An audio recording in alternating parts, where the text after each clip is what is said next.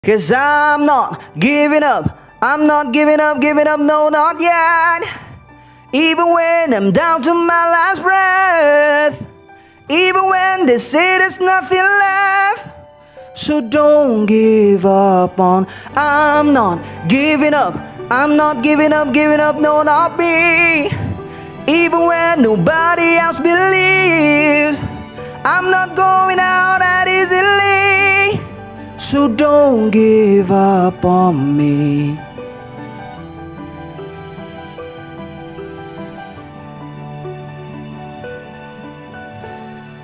What up gang, Malaysia, Indonesia, Singapura, Brunei. Assalamualaikum, it's your boy Kimi Skoverto and welcome back to my channel yang hanya akan membicarakan teori dan fakta-fakta berkenaan One Piece. Dalam video ini aku akan bercerita berkenaan fakta Sun God Nika, apa kemungkinan yang Luffy akan lakukan dengan kekuatan super dia yang baru ini, bagaimana kekuatan Luffy ini mampu untuk memberi kesan atau impak kepada dunia One Piece lepas ni, dan beberapa fakta berkenaan Sun God Nika. So be sure untuk tonton video ni sampai habis, okay? Alright, first of all aku nak ucapkan ribuan terima kasih kepada korang yang tak henti-henti support aku. Dan macam mana yang korang tahu, aku baru je reactivate balik IG shop Skoverto Hub dan sambutan dia memang lumayan meriah. Ada yang sampai beli 6 helai, 8 helai, sampai 12 helai pun ada. Thank you so much my brothers and sisters. So kepada yang belum lagi dapatkan t-shirt dan frame One Piece dari Skoverto Hub, korang boleh segera dapatkan. Okay, link ada di ruangan description. Dan sekarang ni aku sedang mencari editor tambahan dan aku perlukan 3 orang. So kalau korang ada kemahiran editing atau kawan-kawan korang ada kemahiran editing, korang boleh WhatsApp aku, okay? Dan satu lagi announcement, Skoverto Gaming sekarang dah bukan under aku tapi somebody else, dan dah bertukar pun kepada nama yang lain. Jadi mulai sekarang aku hanya focusing 100% on One Piece sahaja. Alright, jom let's proceed with the content.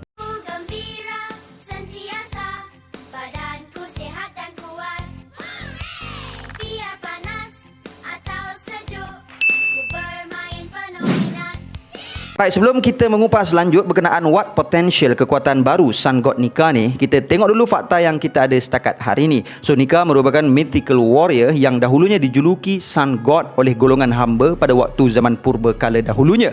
Dia pertama kali disebut oleh Hushu yang mendengar kisahnya daripada seorang penjaga penjara ketika Hushu dipenjarakan oleh world government. Dan dalam pendedahan chapter 1044 ini, kita akhirnya diperkenalkan bahawa Devil Fruit Luffy dahulunya diberi nama sebagai Gomu Gomu no Mi. Ternyata bukanlah Devil Fruit Paramecia, bahkan berada dalam keluarga Zoan dalam subkategori mythical, iaitu Hito Hito no Mi model Nika, yang memberi keupayaan kepada penggunanya untuk menjadi Nika dan memperolehi kemampuannya. Pihak world government tersangat amatlah mahukan Devil Fruit ini sehingga sampai satu tahap mereka sebelum ini telah memalsukan nama sebenar buah tersebut. Nika telah disembah sejak zaman purbakala oleh hamba yang percaya bahawa dia akhirnya akan datang untuk membebaskan mereka daripada penderitaan mereka. Hushu, bekas anggota CP9 yang pernah dipenjarakan kerana gagal menjaga Devil Fruit Gomu Gomu no Mi, telah mendengar tentang legenda itu daripada pengawal penjara yang tidak disebutkan namanya dan kemudian mula mendoakan Nika dengan niat untuk meringankan penderitaannya sendiri.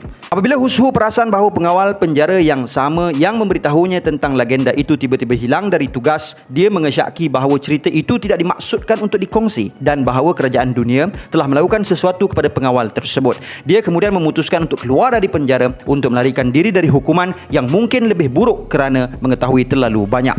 Hushu menyebutkan berkenaan Nika kepada Jinbe semasa pertarungan mereka kerana Hushu mengaitkan kaum fishmen dengan perhambaan dan bertanya kepada Jinbe tentang legenda itu. Jinbe tidak menjawab persoalan Hushu dan marah dengan anggapan hubungan antara fishmen dengan perhambaan. Berabad-abad lamanya world government cuba untuk memperolehi Devil Fruit Nika dan mereka akhirnya berjaya mendapatkan Devil Fruit tersebut 12 tahun sebelum ini. Namun Devil Fruit tersebut telah dicuri oleh Shanks dan pada umur 7 tahun Luffy telah memakan Devil Fruit tersebut, membuatkan Luffy menjadi host kepada Devil Fruit tersebut. Alright, jom kita tengok apa yang tercatat dalam Google. Mitologi Sun God ni memang banyak digunakan dalam dunia sebenar. Contohnya Ra yang merupakan Sun God dalam mitologi Mesir, Sol yang merupakan Sun God dalam North Mythology, Helios yang merupakan Sun God dalam Greek Mythology, Arina merupakan Sun God bagi Hittite Mythology, Surya merupakan Sun God dalam Hindu Mythology, Zilopochtli yang merupakan Sun sun god bagi Aztec mythology, Inti yang merupakan sun god bagi Inca mythology,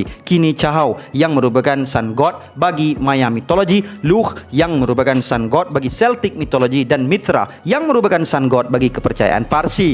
So dari sini kita masih lagi belum mendapat sebarang perkaitan sun god bagi nama Nika. Yang ada pun hanyalah Nike ataupun Nike yang merupakan victory goddess dalam Greek mythology, dan dikatakan nama sun god Nika ni hanya wujud dalam dunia One Piece sahaja. So dari sini agak susah kalau kita nak determine seperti mana atau limit kepada kuasa Nika aka Luffy pada masa akan datang. Dan berkenaan kuasa Nika Luffy ni juga, kita sebenarnya ada dua perbezaan maklumat yang pada aku fans manga One Piece kena perhatikan betul-betul. Sebab kalau kita tak dapat info yang sebenar, kita mungkin akan tersalah faham tentang kekuatan baru Luffy ini. Dalam TCB translation, kita didedahkan bahawa kekuatan Sun God Nika yang diperoleh Luffy ini seolah-olah tak ada had dan hanya dihadkan daripada imajinasinya sahaja. Tapi kalau kita tengok balik official translate, kita akan dapati Oda mengatakan bahawa kekuatan Sun God Nika ni adalah Luffy akan memiliki tubuh bergetah dan berlawan dalam keadaan seperti apa sahaja yang dia mahukan. So, kalau dalam TCB translation, kita seolah-olah memperoleh maklumat bahawa Luffy lepas ni, keterbatasan Luffy hanyalah pada imajinasinya yang akan memberi fahaman kepada kita seolah-olah Luffy will be unstoppable. Tapi sebenarnya kalau kita tengok official translation, mungkin memberitahu kita bahawa gaya pertarungan Luffy lebih versatile. So, apa menurut kalian? Please give your comment. Dan kat sini juga aku nak mention satu perkara menarik berkenaan sebuah teori yang sedang berlega-lega pasal will there be another godly power macam Luffy lepas ni. So dalam chapter 287 muka surat 8, kita dapat lihat satu dialog yang cukup menarik ketika Moose yang berbangsa Shandia hampir dikorbankan. Mereka mula memanggil Sun God, Rain God, Forest God dan Land God. Jadi dari sini ramai yang mula berspekulasi bahawa nantinya berkemungkinan setelah Oda memperkenalkan Luffy sebagai Sun God yang telah memakan Devil Fruit Hito-Hitonomi, adakah nantinya ada lagi Hito-Hitonomi model dewa yang lain, Forest, Land dan Rain? Dan ada yang mula mengatakan bahawa Rain God mungkin dimiliki oleh Dragon, Land God mungkin dimiliki oleh Blackbeard dengan kuasa Gura-Gura Nomi, dan Forest God mungkin dimiliki oleh Admiral Marine Ryokugyu. Cuma aku macam kurang bersetuju sikit sebab satu, ialah kita faham Oda ni macam mana kan. Dia seolah-olah macam nak kita percaya yang perkara tu akan berlaku sebab fakta tersebut agak kukuh. Dia macam, ialah sebelum ni Oda ada begitu pasal Sun, Land, Rain, Forest God semua tu. Lepas Sun dah keluar, mesti Forest, Land dengan Rain akan keluar pula lepas ni. So pada aku seolah-olah dia sengaja je nak buat kita fikir macam tu. Ialah penceritaan yang baik bagi aku adalah penceritaan yang orang tak boleh mengagak apa yang akan berlaku kan. Kalau jadi apa yang kita agak, jadi macam hamba lah lepas tu tak. So itulah yang berlaku dalam chapter 1043 pun. Lepas kita dah rasa sangat-sangat yakin dah dengan teori Sun Wukong, dengan Jushi Nomi, dan teori itu sangat kukuh pada aku dan sangat-sangat menantikan pembuktiannya. Akhirnya Oda keluarkan fakta yang lain. Lepas dia bagi tahu dia peminat Dragon Ball, rambut Luffy pun kita dah tengok jadi cair at the end of the chapter. Lagilah membuatkan kita sangat-sangat yakin dengan dua teori tersebut. Tapi ternyata Oda ada rencana dia yang tersendiri. Dan akhirnya memang chapter 1044 tu hype gila dan trending habis. So untuk selamat dari perkara tersebut lah, di sini aku merasakan perkara tersebut takkan berlaku dan aku tak kisah pun kalau berlaku. Kemudian adalah disebabkan Sun God atau God of Sun yang dimention oleh Shandia kat situ bukanlah seperti yang dimaksudkan Gorosei dan Hushu, which is Sun God yang menyelamat hamba dan memberikan senyuman kepada orang. Dan yang ketiga, kita tahu bahawa Devil Fruit tersebut telah dicari selama 800 tahun. Tapi bagaimana pula dengan tiga lagi tu? Tu je lah yang aku boleh point out untuk masa ni.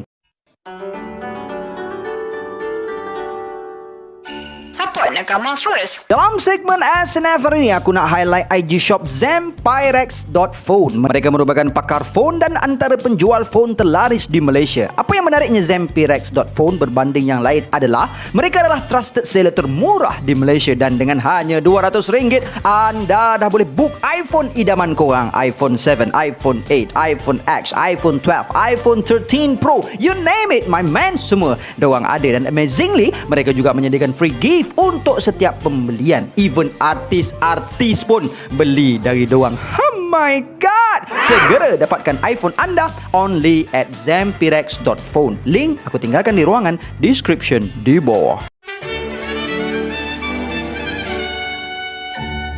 Dan berkenaan nama nikah pula, sebelum ni aku ada juga tengok balik arc sebelum-sebelum ini, yang mana ada juga didedahkan berkenaan nama nikah, which is datangnya dari salah satu daripada keluarga Fishman, which is Medaka Mermaid Quintuplets, yang merupakan anak kembar 5 yang bernama Ichika, Nika, Sanka, Yonka dan Yonka 2. So di sini aku berpendapat, if and only if sekiranya Oda nak perkenalkan pada masa akan datangnya Forest God, Land God dan Rain God ni, berkemungkinan besar akan dinamakan sebagai nama-nama adik-beradik Medaka ni. Cuma itulah, kadang-kadang aku rasa Oda ni kaki twist, tapi kadang-kadang aku rasa memang itulah jalan cerita yang disusun dan begitulah watak kuasa yang dia nak ceritakan pun, cuma kita yang gagal untuk meneka. So berkenaan persoalan bagaimana Luffy akan memberi impak kepada dunia One Piece dengan kuasa baru dia, aku rasa dengan sikap Luffy yang suka membantu orang yang ditindas, tak mustahil Luffy lepas ni akan datang ke Marijoa untuk bebaskan hamba-hamba Celestial Dragon, dan mungkin dia juga akan bebaskan semua negara-negara yang berada dalam cengkaman World Government. Dan aku sekarang dah mula rasa tawar sikit untuk meyakini teori Elbaf Arc tu setelah pendedahan yang telah Oda berikan kepada kita ini. Sebab dalam ucapan Oda yang menerangkan pasal Wano pada tahun 2019, Oda ada cakap Sabo will, Hancock will, Vivi will. Aku rasa yang lepas Wano Up ni, Luffy berkemungkinan besar akan terus pergi ke Marijoa atau ke tempat di mana Sabo ditangkap, dan berkemungkinan di situlah di mana Great War berlaku. Dan orang yang akan menceritakan pasal Sabo ni, in my opinion, adalah Kobe, yang telah pun mendapat maklumat berkenaan kapten dia. Mungkin dia nak check out his captain kan. This is what I believe yang akan berlaku nanti. But itu pun determine on if and only if Sabo ditangkap lah. So guys, jom kita enjoy next chapter sepuas-puasnya, sebab katanya chapter 1045 nanti akan menunjukkan pertarungan Sunny Luffy bertarung dengan Dragon Kaido. So guys, this is all I have untuk perkongsian kali ni, and thank you so much guys for all your support untuk channel aku ni. Aku harap sangat dapat capai 500,000 subscribers tahun ini. So jangan lupa untuk share channel aku ni dekat media sosial korang. Okay, and until then my gang, there is no God except Allah. Assalamualaikum warahmatullahi